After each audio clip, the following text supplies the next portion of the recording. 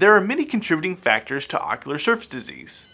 Makeup and other cosmetics around the eye can be irritating, especially when combined with poor eyelid hygiene. In this episode of OCuTALK, Dr. Alexa Hecht will be discussing the dangers of using cosmetic products around the eyes and professional tips for avoiding complications. Dr. Hecht? I want to talk to you. Not now, later. No, now. Hello, everyone, and thank you for joining us for a brand new episode of OCuTALK.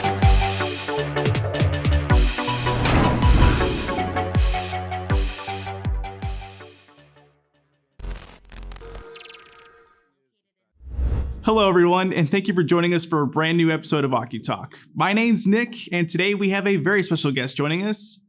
Everybody, please welcome Dr. Alexa Hecht. Dr. Hecht, thank you so much for joining us today. Thank you for having me. Well, thank you again for joining us. We really appreciate you being on the show with us today.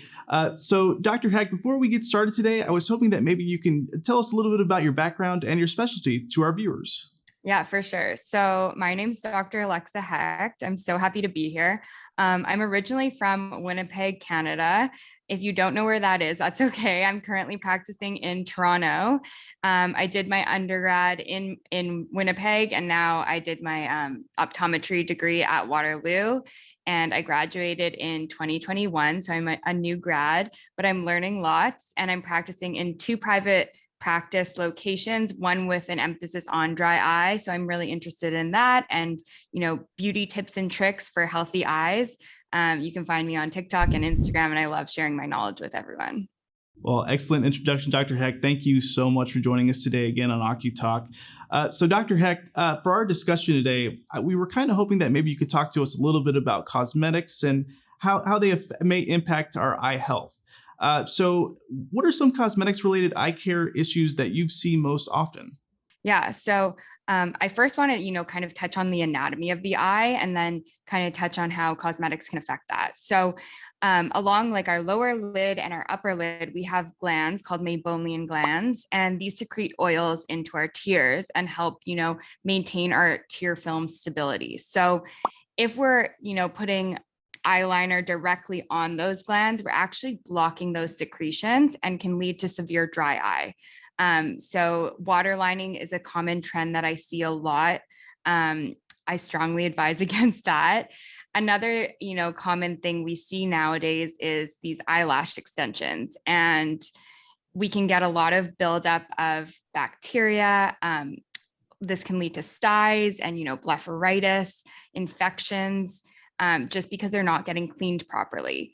And then lastly, a big thing is that people aren't aware of is waterproof mascara actually contains a lot of preservatives, a lot of, dyes and harmful chemicals. And this can lead to severe dry eye too, and can actually get stuck under your upper lid. So it can cause a lot of discomfort. Well, excellent. Thank you for going through that information with us, Dr. Hecht. And Dr. Hecht, are there any products or ingredients that people should avoid when purchasing cosmetics? Yeah. So, I could go on for days. There's a long, long list of harmful chemicals. I don't want to bore you, and I also don't want to, butcher some of these names, but I did list out a few. So, a lot of our products contain lots of preservatives to maintain, to prevent bacteria from growing inside. So some things to avoid: formaldehyde, aluminum, coal tar dyes, propylene glycol, fragrances, anything that says fragrances, we kind of just think, oh, it's just to make it smell. No, that's a chemical or chemicals. BAK, which is found in a lot of our glaucoma medications, that can be really harsh on the ocular surface. Talc. And then there's also a lot of hidden chemicals. So things known as PFASs, I think I'm pronouncing that right, are very toxic chemicals and can be linked to actually serious health conditions, even cancers, immune disorders, hormonal imbalances that we aren't aware of. So actually 82% of waterproof mascaras contain these chemicals, which is very scary. And then I think, in order to kind of further your knowledge, and if you want to look up some of these chemicals and if your products contain these, you can look on apps like Think Dirty app, where you can actually search a specific product and find that out, or on EWG online. Those are just a couple that are off the top of my head. Well, that's excellent information, Dr. Hecht. And so, what are some measures people can take to avoid eye care issues and still kind of have that eye makeup around their eyes? Yeah, of course. I mean, I love makeup. I'm not going to stop wearing makeup. I think it's more about, knowledge is power and knowing what kind of things to look out for. So I think one of the main things is try to limit the amount of waterproof makeup you're using. Of course, if you're going to a wedding and you're going to cry, fine. I do sometimes use it on occasion, but I've definitely switched over to, some healthier, cleaner makeup brands.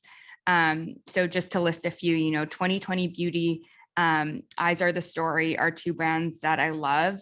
2020 Beauty was actually created by an ophthalmologist. So we know that the ingredients going into those products are healthy for our eyes and safe to use. Avoid using retinol around the eye. A lot of our serums and creams actually contain retinol and we're not even aware of it. That can be harmful to the eye. Making sure we're cleaning our beauty products our beauty brushes, like our applicators, every week at least. That's something we forget about, and those fester bacteria. So that's very important. And then lastly, replacing our makeup, every 3 months. And if you're wanting to apply, eyeliner kind of underneath the eye, instead of doing it in the waterline, do it just below that. Well, excellent information, Dr. Hecht. And one question I wanted to ask, and I don't know if you can answer it for me, but what would you say to people who are thinking about getting cosmetic tattoos? Yeah. So I kind of was doing some research. Basically, anything that is permanent isn't a good idea, right? You can have any sort of reaction to something, and especially so close to your eye, it scares me a lot. So I would say I would advise against tattoo eyeliner. Even eyelash extensions or like tints these days are very common, and it's too late once it's already there. So I would strongly advise, again, not anything permanent. You can actually see structural loss of these meibomian glands with permanent eyeliner. And, over time, these eyeliners, they fade, and I've seen, green looking eyeliner. It's just not a good look. So I would go for something less permanent. If you need to wear the lashes, then try maybe the glue-on lashes with a safe glue that doesn't contain formaldehyde. At least then you can patch test that glue before putting it on your eye. Well, I absolutely 100% agree with you. I wouldn't even want to get something to avoid those cosmetic tattoos there. Yeah. Thank you for that information, Dr. No Hecht. problem. And so at what point should someone consult their eye care consultant, should talk to you if they suspect something like the cosmetic procedure is causing irritation? Yeah, so I would say, stop immediately whatever is causing the inflammation or discomfort, and consult with one of us, an optometrist, a healthcare professional immediately, just so that we can, maybe help manage that. Well, excellent advice, Dr. Hecht. I absolutely agree with you there. And so what tips do you have for people to avoid having eye issues with their cosmetics? Yeah. So like I said, making sure you're replacing your makeup as often as 3 months, even mascaras, even a month. Cleaning your makeup brushes, using mascara remover, eyeshadow remover that is safe for your eyes. So like a micellar based cleanser are actually pretty good. I know Eyes Are the Story, I believe, have some wipes. And,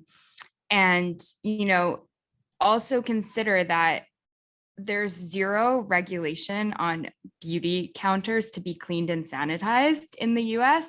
So if you're, shopping in Sephora, maybe avoid sampling some of those products because that can lead to an infection, and you might not even be aware of that. So just be very, very careful when trying things. Another thing to kind of look out for are eyelash serums and growth serums on the market. A lot of them contain prostaglandin analogs, which again are found in glaucoma medications. So this can actually cause darkening around the eyelashes. It can cause fat prolapse. It can change the color of your eyes. So if you have kind of green eyes, it can make them darker without you even knowing. So I strongly discourage that. 2020 Beauty, like I said, has a really nice lash serum that's very safe and contains products that are good for our eyes and aren't going to lead to dry eye disease. Well, fantastic information, Dr. Hecht. And so are there any new technologies or new developments on the horizon right now that we should be on the lookout for? Yeah, so I think when it comes to dry eye, there's lots of new things that are being developed. We have our IPL, our radio frequency. So I'm really interested in those and how can we, help our meibomian glands produce good quality oils. And then also just watching out for these new makeup brands that are looking to provide cleaner products to our consumers. And I'm just even just going through this, I'm really trying to look out for what I'm buying and putting on my face. Even face wash and face cleansers and toners, just making sure they're really good because everything gets absorbed into our skin. Well, we'll definitely be on the lookout for those, Dr. Hecht. And before we leave today, was there anything else that you'd like to let our audience know about? I mean, I want to say I love makeup and I love beauty, and I'm not trying to discourage everyone from, stopping using all these products, but just, take one step at a time and make it tangible. Don't go and throw out all your products, but, next time you're going out and need a new mascara, look into buying something that's cleaner and better for you. Well, excellent information, Dr. Hecht. Everyone, that was Dr. Alexa Hecht. Dr. Hecht, thank you so much for joining us today. Thanks so much for having me.